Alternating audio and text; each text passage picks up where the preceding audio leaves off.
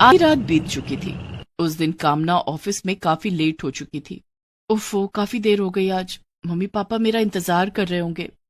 कामना ने अपनी गाड़ी निकाली और घर की ओर जाने लगी। कामना बहुत जल्दी में थी। शायद लेट हो जाने की वजह से उसे डर भी लग रहा था। सड़क पर कोई नहीं था। कामना ने गाड़ी की रफ्तार तेज कर दी, लेकिन तभी उसकी गाड़ी एक पत्थर से जा टकराई और कामना का जोरदार एक्सीडेंट हो गया।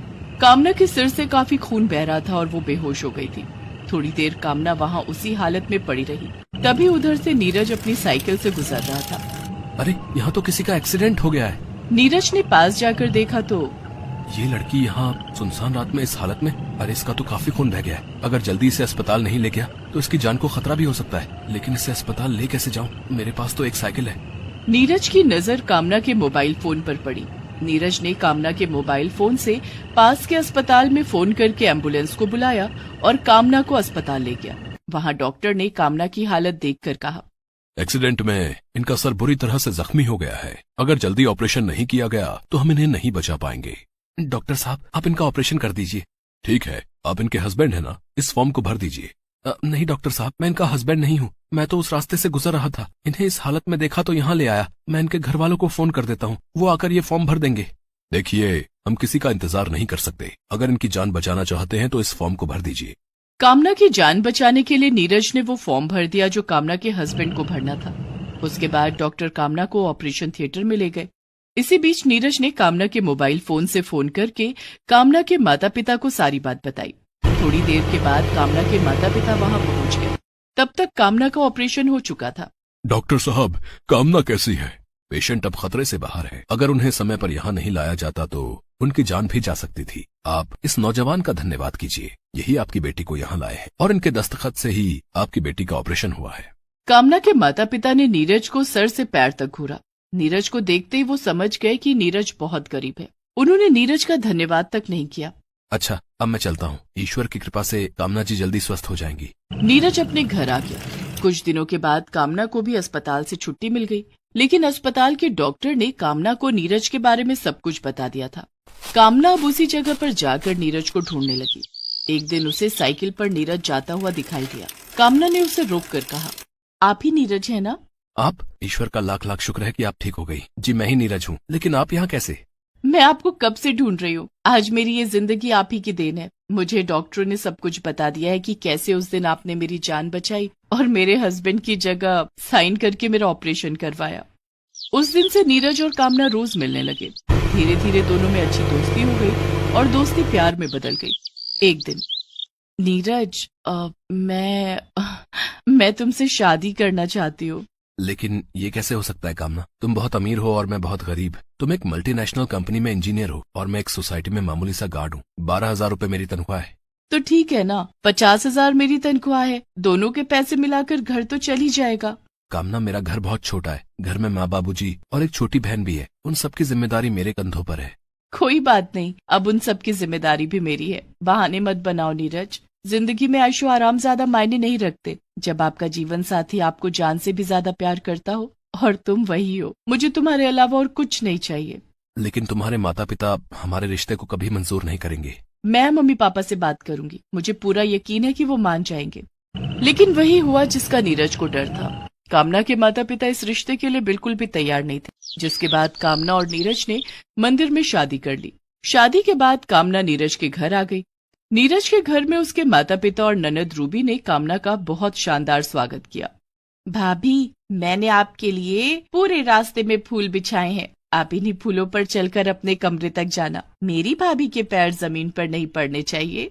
कामना बहू, तू अपने कमरे में चलकर आराम कर। हम वहीं तेरे लिए ठंडा शरबत और नाश्ता भिजवाते हैं। बाहर बहुत गर्मी है, तुझे बहुत प्यास लगी होगी ना? और ये भारी कपड़े बदलकर हल्के और आरामदायक कपड़े पहन ले। जी माँ जी। कमरे में आकर, नीरज, तुम्हारे घर वाले तो बहुत अच्छे हैं। ऐसा लग रहा है जैसे मैं इन्हें बरसों से जानती हूँ। कामना, हम गरीब है तो क्या हुआ? हमारा दिल बहुत अमीर है। वो तो लग ही रहा है। जून का महीना था। गर्मी बहुत ज्यादा पड़ रही थी। नीरज के घर में एसी नहीं था। 2 कमरे के घर में सिर्फ पंखे लगे हुए थे। कामना पसीने पसीने हो रही थी। माफ करना कामना, मेरे घर में एसी नहीं है। तुम्हें तो एसी में रहने की आदत है ना? कोई बात नहीं नीरज, फ्रिज से थोड़ी सी बर्फ लाकर दे दो। सॉरी कामना, मेरे घर में फ्रिज नहीं है। लेकिन हाँ, माँ ने तुम्हारे लिए बाहर से बर्फ मंगवाई है, मैं अभी लेकर आता हूँ। नीरज ने कामना को बर्फ ला कर दिया। कामना उस बर्फ को अपने गले में रगड़ने लगी। बहुत आराम मिल रहा है। नीरज, मैं सोच रही थी कि अपने घर के लिए एक एसी और एक फ्रिज खरीद लूं। लेकिन कामना, उसमें बहुत पैसे खर्च हो जाएंगे।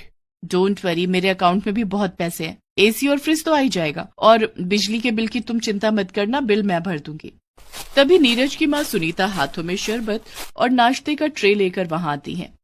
कामना बहू, अभी अभी तो तुम आई हो, अभी से घर के लिए खर्चे की बात सोचने लगी। हमें ऐसा लगेगा जैसे हम दहेज ले रहे हैं।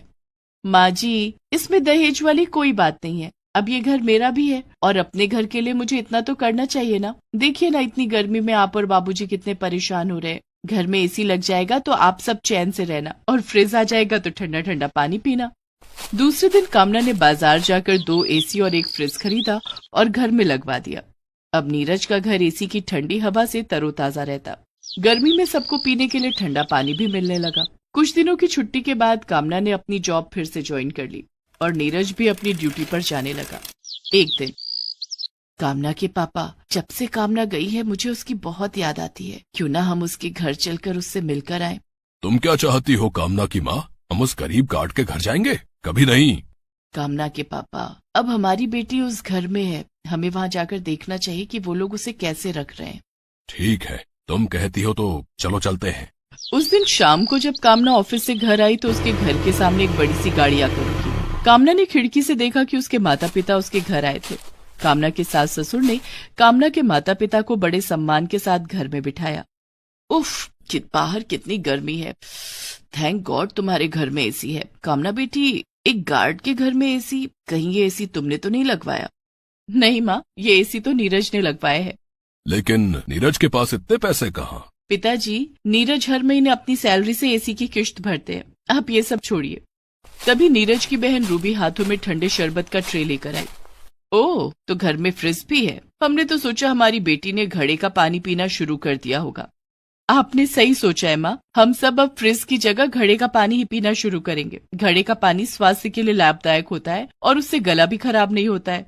बस कामना, अपने ससुराल की गरीबी छिपाने की झूठी कोशिश मत करो। हमें सब पता है कि ये लोग तुम्हारे लायक नहीं हैं। अब भी कुछ नहीं बिगड़ा है बेटी, नीरज को तलाक दे दो। हम तुम्हारी शादी बहुत ही अच्छे खानदान में करवा देंगे। तुम्हें पैसों की कोई दिक्कत नहीं होगी। पिताजी, मुझे यहाँ भी कोई दिक्कत नहीं है। ये आपका वहम है कि पैसे वाले लोग ही अच्छे होते हैं। अच्छाई का पैसों से कोई लेना देना नहीं है। नीरज गरीब है तो क्या हुआ, वो मुझे बहुत प्यार करते हैं। मुझे नीरज से अच्छा जीवन साथी कोई और मिल ही नहीं सकता था। कामना की बात सुनकर उसके माता पिता नाराज होकर वहाँ से जाने लगते हैं। रुक जाइए सत्येंद्र बाबू, यूँ नाराज होकर मत जाइए। हम लोग गरीब हैं तो क्या हुआ, घर आए मेहमान की बातों का बुरा नहीं मानते। अब खाना खाकर जाइए। लेकिन कामना के माता पिता नहीं रुके। उन्होंने कामना के ससुर की बातों का जवाब देना भी जरूरी नहीं समझा और वहाँ से चले गए। जैसे ही वे गाड़ी से थोड़ी दूर आगे बढ़े, उनकी गाड़ी को कुछ गुंडों ने चारों तरफ से घेर लिया। वे हथियार दिखाकर कामना के माता पिता से पैसे और उनकी गाड़ी मांगने लगे। वे गुंडे उनकी गाड़ी लेकर वहां से भागने ही वाले थे कि वहां से नीरज गुजर रहा था और उसने सब देख लिया। नीरज ने फौरन पुलिस को फोन किया और गुंडों से लड़ने लगा। सभी गुंडे मिलकर नीरज की पिटाई करने लगे। इतने में वहां पुलिस आ गई और गुंडों को गिरफ्तार कर लिया। कामना के माता पिता अपनी गाड़ी में बिठाकर नीरज को अस्पताल ले गए और फोन करके कामना को सारी बात बताई। थोड़ी देर के बाद सब लोग अस्पताल पहुंच गए। डॉक्टर ने नीरज के जख्मों पर पट्टी कर दी थी। कामना बेटी, तुम ठीक कहती थी कि अच्छे होने के लिए पैसे वाला होना जरूरी नहीं है। सच में नीरज से बेहतर जीवन साथी तुम्हारे लिए कोई और नहीं हो सकता था। कामना के माता पिता ने नीरज और कामना को आशीर्वाद देकर उन दोनों के रिश्ते को अपना लिया। कड़ाके की सर्दी में वो टूटी फूटी झोपड़ी लाइटों से सजी हुई थी। रामदीन की बेटी गुंजा की शादी जो हो रही थी। गुंजा अपने होने वाले पति के साथ अग्नि के 7 फेरे ले रही थी। पंडित जी मंत्रोच्चार कर रहे थे। सर्वमंगल मांगल्ये शिवे सार्वार्थि साधिके शरण्य त्र्यंबके गौरी नारायणे नमोस्तुते। रामदीन और उसकी पत्नी सरला मंत्रोच्चार को ध्यानपूर्वक सुन रहे थे। उनकी आंखों में आंसू है। सब कुछ किसी सपने के सच होने सा लग रहा है न जी? हाँ सरला, हाँ। ये कहकर वो कुछ दिनों पहले की यादों में खो गया। ये कहानी है रामपुर की। दिसंबर का महीना था। कड़ाके की सर्दी पड़ रही थी। उस भयानक सर्दी में लोग घरों में रहना ही पसंद कर रहे थे और आज तो सर्दी कई गुना बढ़ गई थी क्योंकि सुबह से ही बारिश हो रही थी। उस भयानक सर्दी में अपनी टूटी फूटी झोपड़ी में बैठा रामदीन अपनी पत्नी सरला के साथ खिड़की के पास बैठा बारिश के बंद होने का इंतजार कर रहा था। पता नहीं भगवान को हम गरीबों से ही क्या दिक्कत है। अरे एक तो कड़ाके की सर्दी पड़ रही थी, ऊपर से ये बारिश। अब ऐसे मैं कैसे जाऊं काम पर? सही कह रहे हो जी आप। भगवान को सारी दुश्मनी गरीबों से ही निकालनी होती है। एक तो इस महीने में इतनी बीमार रही, उसमें कितने सारे पैसे खर्च हो गए और अब ये सर्दी का सितम।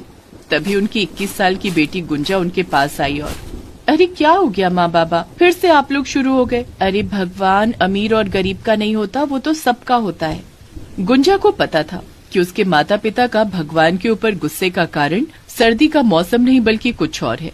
पता नहीं बेटिया, तू सही कह रही है या गलत, पर भगवान का कोई चमत्कार हमारे जीवन में तो नहीं होता। और उसका सबसे बड़ा कारण है हमारी गरीबी।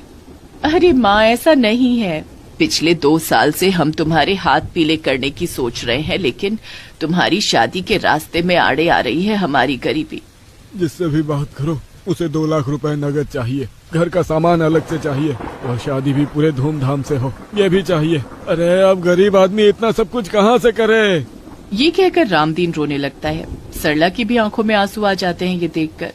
अरे बाबा माँ क्यों रो रहे हैं आप लोग? मैं क्या आप लोगों पर बोझ हूँ जो आप लोग मुझे जल्द से जल्द यहाँ से भगाना चाहते हैं? नहीं बेटा, तू बोझ नहीं है, लेकिन हर बाप की तरह मेरी भी इच्छा है ना कि अपने जीते जी तुम्हारा कन्यादान करूं, तुझे हंसी खुशी इस घर से विदा करूं। बाबा सब हो जाएगा, देखना भगवान सब ठीक कर देगा। रामदीन ट्रेन में झालमुड़ी बेचने का काम करता था। वो हर दिन सुबह घर से निकल जाता। झालमुड़ी ले लो, झालमुड़ी, तीखी तीखी झालमुड़ी ले लो। अरे भैया 10 रुपए की बनाओ झालमुड़ी, और हाँ थोड़ा ज्यादा चटपटा बनाना। जी बाबूजी। रामदीन सुबह के 7 बजे घर से निकल जाता और रात के 9 बजे तक जी तोड़ मेहनत करता और अपनी बेटी गुंजा की शादी के लिए पैसे जोड़ता। लेकिन चाहकर भी वो उतने पैसे नहीं जोड़ पा रहा था जितने की उसे जरूरत थी। अभी कुछ दिनों पहले सरला की तबीयत खराब हो गई थी, उसमें भी 25,000 रुपए खर्च हो गए थे। पता नहीं कब पैसे इकट्ठे होंगे और कब गुंजा की शादी होगी। पूरी 24 घंटे की बारिश के बाद अब आसमान साफ हो गया था, लेकिन सर्दी का सितम जारी था। लेकिन काम तो करना ही था ना, कब तक घर में बैठा जाता। रामदीन अपने फटे चिट्ठे कपड़ों में ठिठुरते हुए निकल पड़ा स्टेशन की ओर। संयोग से उसी समय आरा एक्सप्रेस आई थी। वो तुरंत उसमें चढ़ गया। झालमुड़ी ले लो, झालमुड़ी, तीखी तीखी झालमुड़ी, सर्दी को भगा लो, झालमुड़ी ले लो, झालमुड़ी। रामदीन झालमुड़ी बेचता हुआ ट्रेन के डिब्बे में आगे की ओर बढ़ रहा था। तभी उसकी नजर ट्रेन के गेट के पास लेटे एक नौजवान लड़के पर गई। वो बिल्कुल बेसुध पड़ा हुआ था, उसके मुंह से झाग भी निकल रहा था। अरे अरे ये कौन है? इसे क्या हो गया? ये इसके मुंह से झाग क्यों निकल रहा है? रामदीन उस नौजवान को जगाने की कोशिश करने लगा। अरे बेटा उठो, उठो बेटा उठो। रामदीन ने उस लड़के की नब्ज पर हाथ रखा। वो बिल्कुल धीमे धीमे चल रही थी।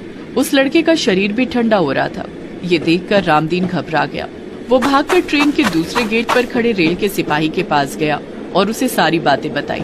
सिपाही भागा भागा उसके साथ ट्रेन के दूसरे गेट पर गया। उसने जैसे उस नौजवान और उसकी हालत को देखा तो लो, फिर से जहर खुरानी गिरोह का शिकार हो गया एक और इंसान। हम लोग तो लोगों को समझा समझा कर थक गए हैं कि किसी अनजान से कुछ मत लो, किसी अनजान का दिया हुआ मत खाओ, लेकिन लोग सुनते ही नहीं। सिपाही जी, अब तो जो होना था वो हो गया, अब क्या करें? अरे क्या करना है, अब ट्रेन कहीं रुकेगी तो देखा जाएगा। लेकिन तब तक तो बहुत देर हो जाएगी। तो क्या करूं? हाँ बोलो क्या करूं? देखो हर दिन ट्रेन में ऐसे हादसे होते रहते हैं, हमने सबका ठेका तो नहीं ले रखा है। साहब, इंसानियत भी तो कोई चीज है। तू मुझे ज्यादा ज्ञान मत दे और जाकर झालमुड़ी बेच। मैंने कहा था ना, जब स्टेशन आएगा तो देखा जाएगा। लेकिन रामदीन का मन नहीं माना। उसने ट्रेन की चेन खींच दी। ट्रेन रुक गई। उसके बाद उसने उस नौजवान को अपने कंधे पर उठाया और पास के ही अस्पताल में ले गया। डॉक्टर ने जब उस नौजवान की हालत देखी तो ओह, इसकी हालत तो बहुत ही खराब है। तुम बिल्कुल सही समय पर इसे यहाँ ले आए, नहीं तो कुछ भी हो सकता था। डॉक्टर ने उस नौजवान का इलाज शुरू किया। रामदीन अस्पताल के बाहर खड़ा भगवान से उस नौजवान के लिए प्रार्थना कर रहा था। तभी उसने देखा कि रेलवे की कुछ पुलिस उसी की ओर आ रही है। वो कुछ समझ पाता उससे पहले ही। सर, इसी ने ट्रेन की चेन खींची थी और फिर उस नौजवान को उठाकर भाग गया था। इसे गिरफ्तार कर लो। रामदीन को जेल में डाल दिया गया। पूरे 1 सप्ताह वो जेल में रहा। 1 सप्ताह बाद उसकी जमानत उसकी पत्नी ने कराई और उसके लिए पूरे 20,000 रुपए खर्च हो गए। रामदीन की सारी जमा पूंजी एक बार फिर से निकल गई। रामदीन अपने घर लौट आया, लेकिन यहाँ आकर उसका सामना एक और बुरी खबर से हुआ। हाँ, रेलवे पुलिस ने साफ कह दिया है कि अब आप स्टेशन या ट्रेन में झालमुड़ी नहीं बेच सकते। अगर उन्होंने आपको वहाँ देख लिया तो वो फिर आपको जेल में बंद कर देंगे। देख रही हो ना सरला, भगवान कैसे खेलता है हमारे साथ। अरे मैंने तो किसी की मदद की और उस मदद के बदले देखो मुझे क्या मिला। अब क्या कहूँ मैं, क्या कहूँ। अब कैसे घर चलेगा, कैसे गुंजा की शादी होगी। उधर जिस नौजवान की मदद रामदीन ने की थी, वो जब होश में आया तो उसे डॉक्टर के द्वारा पता लगा कि कैसे एक झालमुड़ी वाले ने उसकी मदद की और उसे वहां ले आया और उसकी जान बच गई। वो नौजवान जिसका नाम विवेक था, वो काफी अमीर घर का था। उसे जब सारी सच्चाई का पता लगा तो वो रामदीन की तलाश में लग गया, लेकिन रामदीन का उसे कहीं पता नहीं लगा। कई दिन हो गए लेकिन मुझे रामदीन का पता नहीं लग रहा है, लेकिन मैं भी हार नहीं मानूंगा, उसे कहीं से भी ढूंढ कर निकालूंगा। फिर एक दिन विवेक को किसी से पता लगा कि रामदीन को रेलवे वालों ने स्टेशन परिसर और ट्रेन में झालमुड़ी बेचने से मना किया है। इस बात से उसे इतना शौक लगा कि उसे हार्ट अटैक आ गया और वो अस्पताल में है। विवेक तुरंत अस्पताल की ओर भागा। वहां जाकर उसे पता लगा कि रामदीन की हालत बहुत गंभीर है। उसके परिवार वालों के पास उसका इलाज के लिए भी पैसे नहीं है। विवेक गुंजा के पास गया। देखिए, आप लोगों को बिल्कुल चिंता करने की जरूरत नहीं है, मैं रामदीन चाचा का इलाज कराऊंगा। आप कौन है? मैं आपका शुभचिंतक हूँ। विवेक ने रामदीन के ऑपरेशन का पूरा खर्चा उठाया। रामदीन ठीक होकर घर तो आ गया, लेकिन अभी भी उसके दिमाग में गुंजा की शादी की बात घूमती रहती थी। एक शाम वो इसी चिंता में उदास सा बैठा रोए जा रहा था, तभी विवेक वहां पहुंचा। जब रामदीन ने उसे देखा तो, अरे तुम तो वही हो ना जो उस दिन ट्रेन में। हाँ, मैं वही हूँ जिसकी आपने जान बचाई थी और जिसका खामियाजा आपको भुगतना पड़ रहा है। दोनों बातें कर ही रहे थे कि तभी वहां गुंजा भी आ गई। अरे आप उस दिन कहाँ चले गए थे? आज पिताजी जीवित हैं तो वो आपकी बदौलत ही हैं। आपने पैसे ना दिए होते तो पता नहीं क्या होता। अच्छा, तो ये वही है जिसने उस दिन अस्पताल में आकर मेरे इलाज का सारा खर्चा उठाया था? हाँ बाबा, ये वही है। हमारे लिए ये किसी ईश्वर से कम नहीं है। अरे नहीं, ऐसा मत कहिए। ईश्वर तो ऊपर बैठा है, हम तो इंसान हैं, और इंसान अगर इंसान के काम ना आए तो फिर क्या फायदा। आप उस दिन मेरे लिए ईश्वर का रूप लेकर ही तो आए थे, तभी तो मेरी जान बची, नहीं तो मैं इस दुनिया में कहाँ होता। उसके बाद विवेक ने रामदीन से जो कहा, उसे सुनकर रामदीन समझ नहीं पाया कि वो क्या प्रतिक्रिया दे। हाँ चाचा, मुझे आपकी बेटी बहुत पसंद है, मैं इससे शादी करना चाहता हूँ। पर मेरे पास आपको देने के लिए कुछ भी नहीं है। आपके पास दुनिया की सबसे बड़ी दौलत है चाचा जी, और वो है आपकी बेटी। इस दुनिया में बेटी के बाप से ज्यादा अमीर कोई नहीं, कोई भी नहीं। आप शादी की तैयारी कीजिए।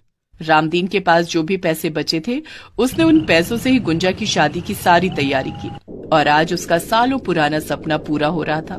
गुंजा की शादी हो रही थी, वो भी बहुत ही अच्छे घर में। वो बार बार ऊपर देख रहा था और भगवान का शुक्रिया अदा कर रहा था।